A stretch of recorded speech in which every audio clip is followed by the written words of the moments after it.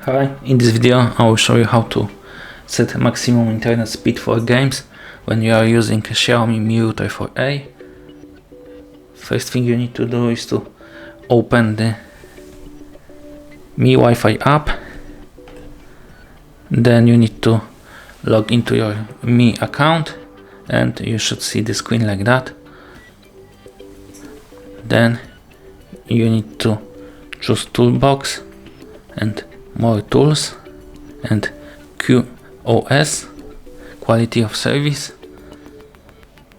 and there you need to click on the Allocate Speed by Priority and click on the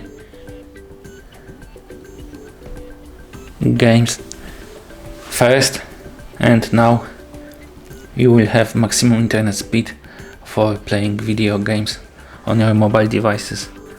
Thank you for watching. If you like this video, subscribe to our channel and give us a like.